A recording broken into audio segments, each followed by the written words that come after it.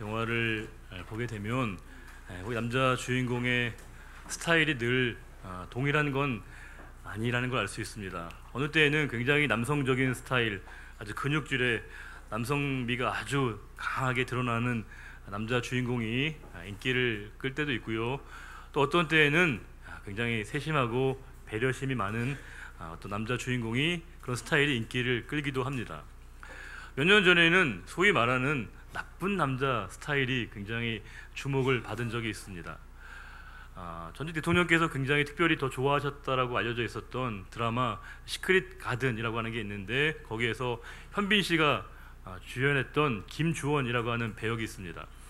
그게 최선입니까? 뭐 그런 대사가 늘 우리에게 기억이 나는데, 거기서 이제 그 역을 맡은 주인공이 전형적인 나쁜 남자 스타일입니다. 나쁜 남자는 여러분 못된 남자하고 좀 달라요. 나쁜 남자는 말 그대로 겉으로는 조금 투정을 부리고 차가운 듯 보이지만 그의 마음은 굉장히 따뜻하고 배려심이 있는 것을 볼 수 있습니다. 물론 못된 남자는 겉과 속이 다 나쁜 것이겠죠. 그런데 우리가 그런 나쁜 남자의 스타일, 우리가 요즘에는 그런 것들이 츤데레라고 하는 말을 아이들이 많이 쓴다는 걸 알게 되었습니다. 일본의 그 애니메이션에서 유래됐다고 하는데, 그 츤데레라고 하는 말은 뭐냐면요, 무심한 듯 보이면서 상대방을 이렇게 챙겨주는 것을 츤데레라고 아이들이 얘기를 합니다. 보게 되면 이런 용어들이 우리에게 익숙하게 전해지고 있다는 건 뭐냐면, 이 나쁜 남자이든 아니면 츤데레 같은 스타일이든 거기에는 뭔가 우리에게 깜짝 놀라는 반전의 묘미, 반전의 미학이 있다는 것이겠죠. 즉, 그 사람에게 우리가 기대하지 않았는데 뜻밖의 모습을 발견하게 되면 우리가 서프라이즈하게 되어지는 경우들이 나타난다는 걸 알 수 있습니다. 오늘 우리가 보게 될 이 말씀 속에는 하나님의 특별한 반전의 모습, 반전의 묘미를 발견할 수 있는 그런 본문입니다. 스바냐서의 저자는 바로 스바냐 선지자입니다. 스바냐의 이름의 뜻은 뭐냐면 여호와께서 감추신다, 여호와께서 숨기신다, 그런 의미를 지니고 있습니다. 이 스바냐의 활동 시기는 요시야 시대라고 알려져 있습니다. 요시야의 종교개혁 바로 직전에 그는 활동했던 선지자입니다. 우리가 알고 있는 것처럼 그 남유다에 대표적인 두 명의 왕이 있습니다. 13대 왕이었던 히스기야 왕과 16대 왕이었던 요시야 왕입니다. 가장 대표적인 성군으로 알려져 있습니다. 마치 우리나라의 영조와 정조와 같은 느낌과 인상을 우리들에게 주기에 충분한 왕들입니다. 특별히 그 요시야 시대에 대단히 중요한 역사적인 사건이 있었습니다. 그것은 바로 뭐냐면 요시야가 행했던 종교개혁입니다. 신앙개혁입니다. 요시야의 종교개혁과 신앙개혁이 우리에게 그렇게 많이 회자가 되고 있는 이유를 우리가 두 가지로 압축해서 설명할 수 있을 겁니다. 이 요시야의 종교개혁의 두 가지 의의 중에 하나는 뭐냐면 그만큼 요시야의 종교개혁의 영향력이 컸다는 것을 의미합니다. 그만큼 요시야가 했던 그 개혁이라고 하는 것이 사회 전 범위로 흘러가서 그 개혁이 사회 전체적인 큰 파장을 일으키고 많은 영향력을 끼쳤다고 하는 것을 우리들에게 이야기해 주는 겁니다. 또 한 가지는 요시야의 종교개혁이 우리에게 주는 역사적인 의의는 그만큼 그 당시에는 개혁이 필요한 시대였다는 겁니다. 온갖 타락과 불의로 점철되어 있어서 그 시대는 꼭 반드시 개혁이 필요했던 시대적 상황에 놓여 있었다는 것을 우리가 알 수 있다는 것입니다. 이 요시야의 종교개혁 시기에 하나님 말씀을 전했던 그 스바냐가 하나님의 말씀을 전하고 있는데, 이 스바냐가 전했던 이 말씀에 가장 중요하게 등장하고 있는, 반복적으로 등장하고 있는 신학적인 표현이 하나 있습니다. 그것은 바로 여호와의 날, 여호와의 날이라고 하는 표현입니다. 여호와의 날이라고 하는 것은 하나님의 심판의 날입니다. 하나님이 분노하시는 날입니다. 그 날은 뭐냐면 특별히 불의함에 대해서 하나님이 처단하시고 결산하시는 날입니다. 우리식으로 얘기하면 종말입니다. 그 여호와의 날이라고 하는 표현이 이 스바냐서에는 반복적으로 등장하고 있습니다. 1장 2절과 3절에 이런 말씀이 있습니다. 여호와께서 이르시되 내가 땅 위에서 모든 것을 진멸하리라. 내가 사람과 짐승을 진멸하고 공중의 새와 바다의 고기와 거치게 하는 것과 악인들을 아울러 진멸할 것이라. 내가 사람을 땅 위에서 멸절하리라. 나 여호와의 말이니라. 이 2절과 3절에서 하나님께서 온 세상을 향하신 하나님의 진노, 분노를, 심판을 말씀하시는데 특별히 3절에 중요한 단어가 있습니다. 그것은 바로 멸절 하는 단어입니다. 이 멸절이라고 하는 단어는 히브리어 의미로서 까라트라고 하는 단어인데 그것은 뭐냐면 끊어버리다, 단절하다 그런 의미를 지니고 있습니다. 그것은 뭐냐면 하나님께서 언약 관계를 끊으시고 단절하시겠다라고 하는 의미를 담고 있습니다. 성도에게 최악의 심판은 뭡니까? 그것은 바로 하나님과 관계가 끊어지는 겁니다. 우리에게 최악의 심판은 하나님으로부터 멀어지는 겁니다. 우리가 성도의 죽음을 하나님과의 영적인 관계의 단절로 묘사하지 않습니까? 우리가 예배를 드릴 때 예배 감동이 느껴지지 않을 때가 있습니다. 기도하는데 기도가 자꾸만 막혀질 때가 있고요. 봉사와 섬김을 하는데 우리에게 기쁨이 사라질 때가 있습니다. 그것은 우리에게 영적인 의미에서의 경각심을 가져야 되죠. 왜냐? 그 순간에 우리와의 하나님과의 관계를 우리가 근본적으로 점검을 해야 될 시기입니다. 하나님과 우리와의 관계가 깨어진 그 상태, 그 일들로 어떤 일이 초래되는 것이 중요한 것이 아니라 하나님과의 관계가, 언약적인 관계가 단절되어지게 되는 그 상태가 이미 하나님의 심판과 진노라고 하는 것을 오늘 말씀 우리들에게 일러주고 있습니다. 하나님의 진노와 심판은 모든 세상에게 향하지만 특별히 하나님의 백성 유다 백성들에게, 남유다 백성들에게 향하고 있습니다. 4절과 6절의 여러 말씀 가운데 우리가 이 말씀 보시게 되면 남유다 백성들의 삶의 모습이 어땠냐면 그들은 하나님만 섬기지를 않았습니다. 그들은 여호와 중심의 신앙을 가지고 있는 듯 보였지만 그들은 여러 이방의 신들을 받아들임으로 말미암아 혼합주의적인 신앙 양태를 보이게 되었다는 겁니다. 그럼 당시에 그들은 필요에 따라 여러 신들을 수입하고 그들을 받아들여서 그들의 요구와 필요에 따라서 여러 신들을 다양하게 섬기게 되었다는 겁니다. 이와 같은 혼합주의 신앙의 가장 큰 문제는 뭐냐면 신앙의 순수함과 절대함이, 절대적인 가치가 훼손되고 희석화된다는 겁니다. 건축가 개론이라고 하는 영화에 보게 되면 여자 주인공이 그런 불평하는 장면이 있습니다. 이게 뭐냐면 매운탕에 대해서 얘기합니다. 우리가 대구를 끓이면 대구탕이 되죠. 우리가 닭으로 하면 삼계탕이 되고 오리로 우리가 요리를 하면 오리탕이 되는데 이게 매운탕은 이해가 안 된다는 겁니다. 왜요? 무엇을 넣든지 다 매운탕이 된다는 거예요. 재료가 별로 중요하지 않고요. 그냥 매웠기 때문에 매운탕을 부른다는 것을 여자 주인공이 막 이렇게 분통을 터뜨린 장면이 있는데 이해가 됐습니다. 왜냐하면 그만큼 고유한 성격과 특징이 사라진다는 건 굉장한 위험을 얘기하는 거 아니겠습니까? 우리 현대 교회의 우리 가장 큰 위기와 도전 가운데 하나는 교회가 혼합주의가 된다는 겁니다. 어느 순간부터 교회의 세속의 가치와 세속의 이 의미들이 교회에 침투해서 교회와 세상이 별로 구별이 되지 않는다는 것, 이것은 교회가 처한 가장 심각한 위기이자 도전이라고 하는 것입니다.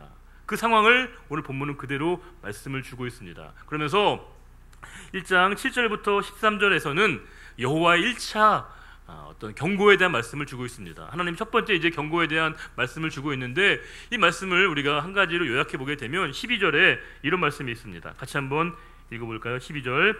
그때 내가 예루살렘에서 찌꺼기같이 가라앉아서 마음속에 스스로 이르기를 여호와께서는 복도 내리지 아니하시며 화도 내리지 아니하시리라 하는 자를 등불로 두루 찾아 벌하리니, 여기에 찌꺼기같이 가라앉는다라고 하는 말은 당시에 이렇게 포도주를 제조하는 방법으로부터 비롯된 말입니다. 우리 포도주를 만들 때 양질의 포도주를 만들기 위해서는 이 병에서 저 병으로 계속 옮겨가면서 침전물들과 불순물이 섬기지 않게 했다는 겁니다. 그런데 그 일들을 게을리하게 되면 불순물이 생기게 되고 찌꺼기가 생긴다는 겁니다. 그것은 그만큼 성실하지 못한 태도, 아니한 태도를 하나님께서 지적하고 있는 말씀을 주고 있는 겁니다. 태평하게 자신에게 주어진 모든 상황에 대해서 문제의식을 갖고 있지 않은 그 상황에 대해서 1차로 경고를 주고 있습니다. 거기에 그치지 않습니다. 8절에서 이제 14절부터 18절 보시게 되면 두 번째 경고의 말씀이 있는데 그 가운데 대표적인 게 14절입니다. 여호와의 큰 날이 가깝도다, 가깝고도 빠르도다, 여호와의 날의 소리로다, 용사가 거기서 힘이 슬피 우른도다. 이 말씀 뭐냐면 하나님의 그 진노와 심판의 날이, 여호와의 날이 신속히 그들에게 온다는 것입니다. 우리식으로 얘기하면 종말이 임박해 있다라고 하는 것이겠죠. 여러분, 제가 부임해서 이제 얼만큼 제가 장례를 집례했는가를 한번 확인해 보니까 약 20번 가까이 제가 집례를 했다라고 보고를 받았습니다. 평균 한 달에 2번이 넘습니다. 제가 와서 처음 듣는 말씀은 장례가 거의 안 난다고 제가 얘기를 들었는데 꼭 그런 건 아니었다는 겁니다. 예전 교회도 제가 저희가 목사님들이 한 20분 정도 계신데 제가 한 2번 정도 제가 이제 장례를 집례를 1등을 한 적이 있거든요. 제가 그때 생각했던 게 하나님 제가 1등을 못하니까 장례에 집례에도 1등을 주시는구나 라고 하는 생각을 한 적이 있었는데 제가 장례를 집례할 때마다 제가 늘 드리는 마지막 말씀이 있습니다. 거의 빼지 않고 하는 말씀이 있는데 그것은 유가족분들과 참여하는 분들에게 똑같이 얘기합니다. 그건 뭐냐면 그 부르심의 날들이 그렇게 우리에게 멀지 않다는 겁니다. 우리에게 역사의 종말뿐만이 아니라 우리의 개인적인 실존의 종말도 우리에게 언제든지 가까이 놓여 있다는 겁니다. 하나님이 우리에게 부르실 그 날들이 우리에게 그렇게 멀지 않다는 것이 하나님이 우리에게 향하신 말씀인 것이죠. 우리가 생각해 보게 되면 우리가 얼만큼 더 많은 예배를 드릴 수 있겠습니까? 우리가 앞으로 우리에게 얼만큼 더 많은 맥주감사 주일을 우리가 하나님 앞에 보낼 수 있겠습니까? 그러므로 우리는 이 종말의 때가 우리에게 임박했다라고 하는 것은 나에게 주신 그 상황을 인식하게 되면서 내게 남은 날을 계수할 수 있는 그 지혜를 갖는 것, 그것이 바로 성도의 자세라고 하는 것을 우리들에게 일깨워주고 있다는 겁니다. 그러면서 2장 1절에 이렇게 얘기하고 있습니다. 수치를 모르는 백성아. 수치를 모르는 것에 대해서는 하나님의 징계를 말씀하고 계시는데, 왜냐하면 여기 수치를 모른다는 건 그들의 죄를 인식하지 못하는 겁니다. 죄를 지었고 허물이 있지만 그것을 인식하지 못하고 깨닫게 되어지지 못하는 상태를 이야기한다는 겁니다. 우리가 경각심을 가져야 될 말씀도 바로 여기에 있는 거 아니겠습니까? 우리는 죄에 대해서 그렇게 심각하게 여기지를 않는다는 겁니다. 죄에 대해서 우리가 부끄러워하지 않는 시대를 우리가 맞이하고 있다는 것이겠죠. 죄가 얼마나 치명적인가를 우리가 놓치고 살아갈 때가 많고요. 다들 그렇게 살아가는데 라고 우리가 치부하면서 우리가 살아갈 때가 많은데, 사실은 우리가 수치감을 못 느낀다는 것, 죄를 죄로 인식하지 못한다는 것은 다른 말로 얘기하면 환자가 자신의 상태를 받아들이지 않는 것을 의미하는 거 아니겠습니까? 내가 환자라는 사실, 병자라는 그 사실을 내가 받아들이고 인정을 해야 그 이후에 치유와 회복이 나타나게 되어지는데, 수치를 못 느낀다라고 하는 것은 자신의 병의 상태를 받아들이지 않는 그 환자의 모습과 동일하다는 겁니다. 그때 2장 3절에 이렇게 얘기하고 있습니다. 여호와의 규례를 지키는 세상의 모든 겸손한 자들아, 너희는 여호와를 찾으며 공의와 겸손을 구하라. 그리하면 이제 하나님을 찾고 하나님께 구하라는 말씀을 주고 있다는 겁니다.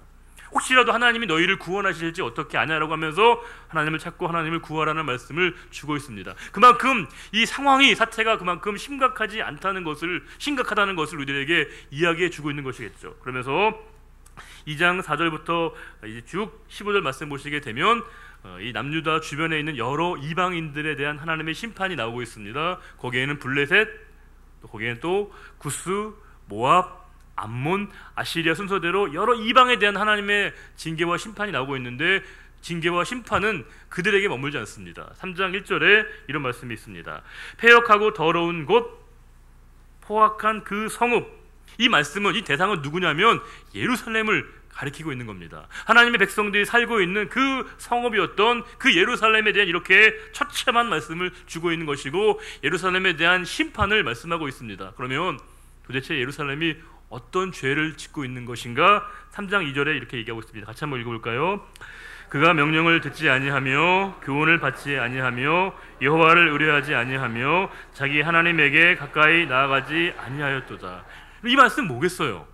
하나님을 인정하지 않겠다는 거 아니겠습니까?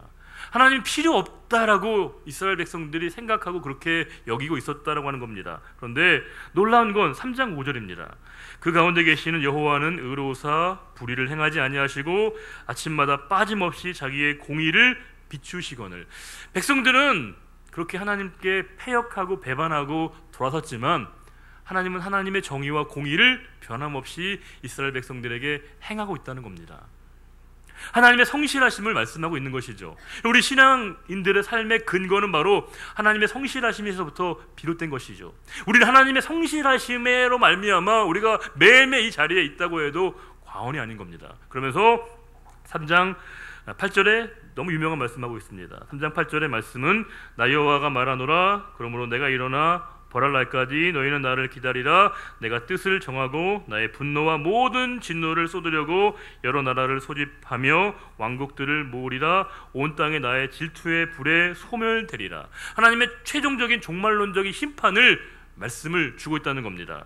우리의 모든 신앙생활은 결국엔 이 종말에 대한 바른 각성으로부터 시작되는 거 아니겠습니까? 왜냐하면 우리에게 역사의 종말과 우리 개인의 실존의 종말이 있다라고 의식하는 사람은요, 진정한 예배를 드릴 수밖에 없습니다. 왜? 우리가 오늘 예배를 드릴 때 우리는 내 인생의 마지막 예배를 드리는 것 같은 심정으로 하나님 앞에 예배를 드리죠. 기도할 때 어떤 자세로 기도하겠습니까? 내 인생의 마지막 기도를 하나님 앞에 올리는 것과 같은 마음으로 기도를 하게 되어 있습니다. 봉사와 섬김에도 하나님이 나를 부르시는 그 마지막 순간에 있다라고 하는 그 마음과 자세로 하나님 앞에 봉사와 섬김을 다하는 것, 오늘 우리가 만나는 분도 내 인생에서 마지막 만나는 그 만남으로 생각하게 될 때 그 만남의 의미가 우리에게 얼마나 달라지겠습니까? 우리는 늘 오해하는 것이 오늘 나에게 주어지는 이 현실이 마치 내일도 당연하게 주어질 것이라고 생각을 한다는 겁니다. 우리가 지금 만나고 경험하고 있는 이 모든 상황들과 이 모든 대상들이 내일도 변함없이 나에게 주어질 것이라고 생각하는데 그 모든 것은 결코 장담할 수가 없다는 겁니다. 그래서 전도서는 우리들에게 중요한 말씀을 주고 있습니다. 우리에게 우리의 관심이, 우리의 발길이 잔치집이 아니라 초상집에 이르도록 말씀하고 있습니다. 우리의 삶의 관심이 궁극적으로 이 땅에 있는 것이 아니라 영원한 그 하나님의 나라로 우리의 관심이 이어지도록 말씀을 주고 있다는 겁니다. 그런데 이제 우리가 보시게 되면 3장 9절에 그럼에도 불구하고 하나님의 구원과 하나님의 치유와 회복의 말씀을 주고 있습니다. 그때 내가 여러 백성의 입술을 깨끗하게 하여 그들이 다 여호와의 이름을 부르며 한 가지로 나를 섬기게 하리니, 그럼에도 불구하고 그들의 이 모습에도 불구하고 하나님이 그들을 회복케 하시고 구원케 하시고 온전케 하신다고 말씀하고 있습니다. 그러면서 14절에 그래서 시온의 딸과 이스라엘과 예루살렘의 딸은 다 동격의 표현입니다. 하나님의 자녀들, 하나님의 백성들을 지칭하는 표현인데 15절에 이렇게 얘기하고 있습니다. 여호와가 내 형벌을 제거하였고, 그들에게서 형벌을 제거한다는 겁니다. 뭐예요? 그들에 대해서 이제 죄사함의 은총을 그들 모두에게 허락하신다는 말씀을 주고 있습니다. 거기에 머물지 않고요, 16절에 시온아 내 손을 늘어뜨리지 말라. 시온아 내 손을 늘어뜨리지 말라는 말은 히브리어의 고유한 어법입니다. 관용적인 표현인데 뭐냐면 실망하거나 좌절하거나 절망하지 말라고 말씀하고 있는 겁니다. 그러면서 그 유명한 17절에 이 말씀을 주고 있습니다. 같이 한번 읽어볼까요? 너의 하나님 여호와가 너의 가운데 계시니 그는 구원을 베푸실 전능자이시라. 그가 너로 말미암아 기쁨을 이기지 못하시며 너를 잠잠히 사랑하시며 너로 말미암아 즐거이 부르며 기뻐하시리라 하리라. 와, 너무너무 놀라운 하나님의 마음을 읽을 수 있습니다. 하나님께서 우리로 말미암아 기쁨을 이기지 못하신다고 말씀하십니다. 잠잠히 우리를 사랑해 주신다라고 말씀하고 있습니다. 이 말씀 가운데 보게 되면 너의 가운데, 이 케레브라고 하는 히브리어인데 그 뭐냐면요, 중심, 심장이라는 의미를 지니고 있습니다. 하나님이 우리의 심장, 우리 가장 중앙에 위치하신다고 말씀하고 있습니다. 그러면서 우리에게 구원을 베푸실 전능자라고 얘기하고 있습니다. 하나님이 우리에게 찾아오셔서 우리에게 구원자로 임하신다고 말씀하고 있습니다. 세상에 많은 종교와 기독교의 근본적인 차이가 있습니다. 그것은 뭐냐면 세상에 있는 모든 종교는 그 사람이 그 신에게 찾아가는 구조를 띠고 있습니다. 그런데 우리는 뭐예요? 하나님이 우리를 찾아오십니다.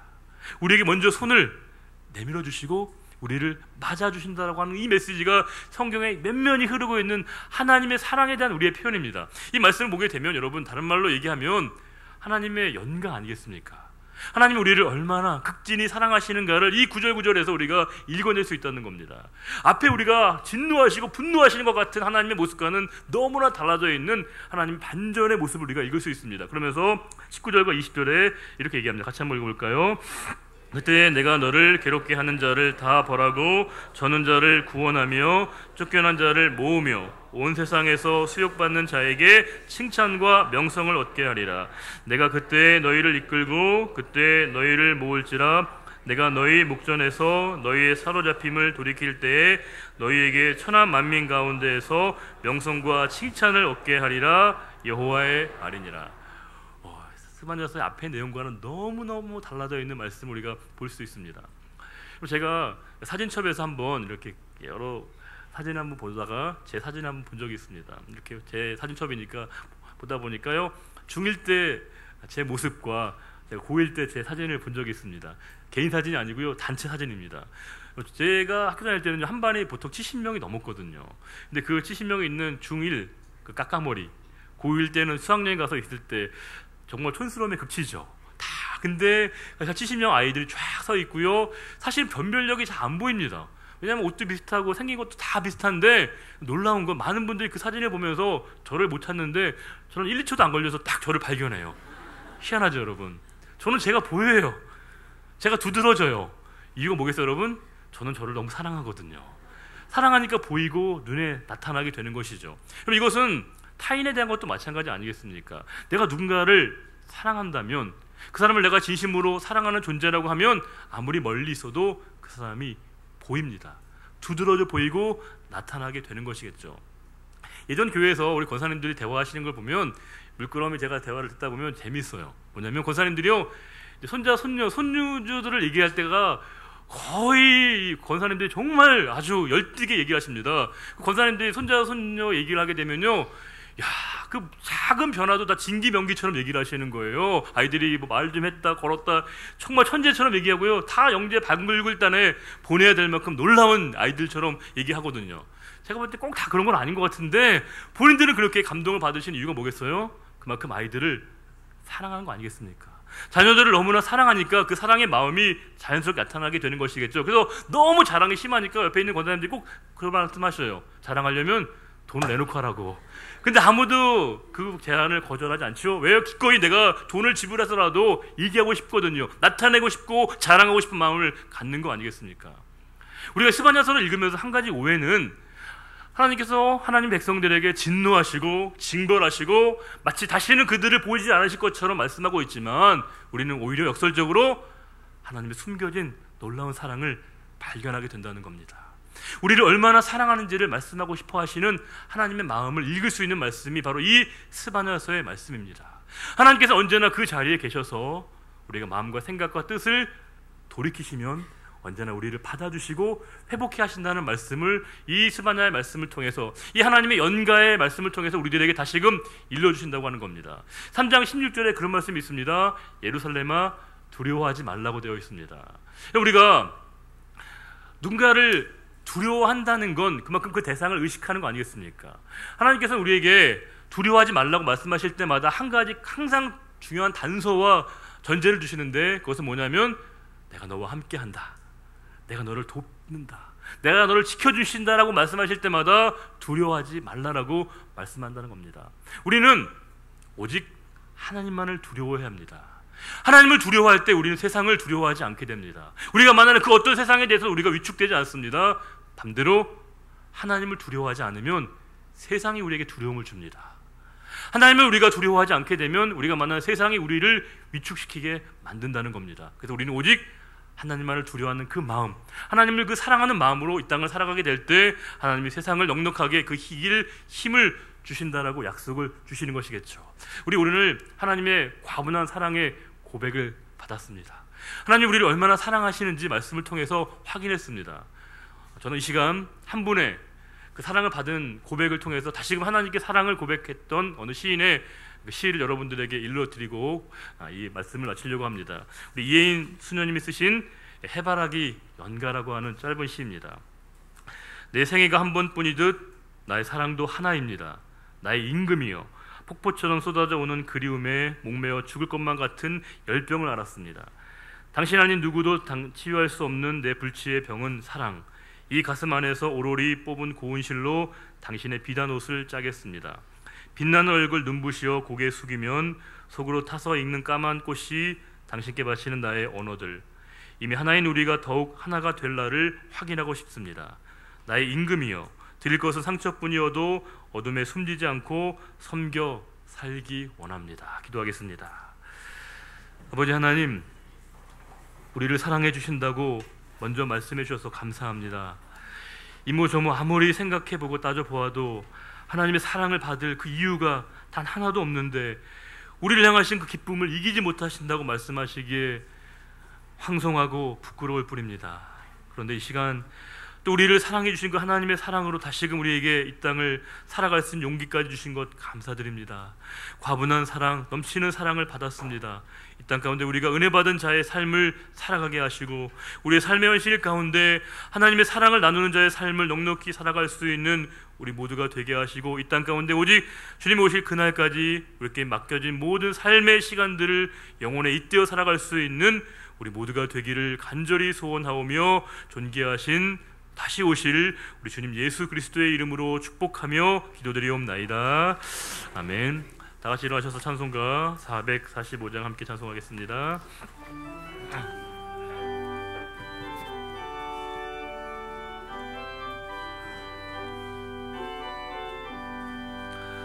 대산을 넘어 언덕에 가도 빛 가운데로 걸어가면 주께서 항상 지키시기로 약속한 말씀 변치 않네.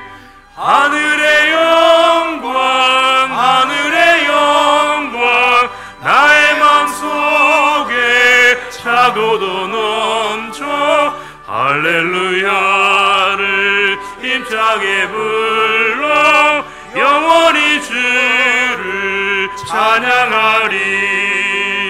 캄캄한 밤에 아닐지라도 주께서 나의 길 되시고 나에게 밝은 빛이 되시니 길 잃어버릴 염려 없네.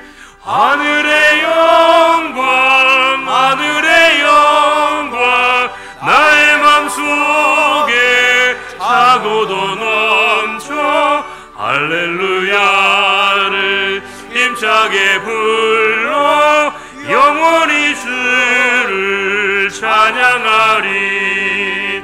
광명한 그 빛 마음에 받아 찬란한 천국 바라보고 할렐루야를 힘차게 불러 날마다 빛에 걸어가리.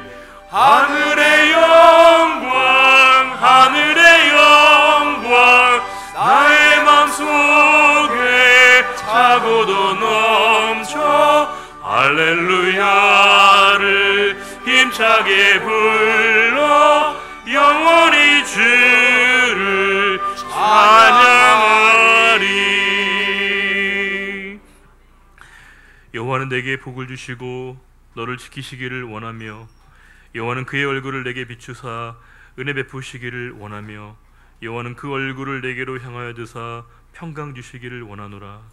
이제는 우리 주 예수 그리스도의 은혜와 하나님 아버지의 그 크신 사랑하심과 성령님의 감화 인도 교통 충만케 하심이 우리의 삶의 자리 가운데 오직 하나님의 사랑받은 자의 삶을 넉넉히 살아가기로 다짐하는 우리의 모든 믿음의 결단 위에 이제로부터 영원히 함께하여 주시기를 간절히 축원하옵나이다. 아멘.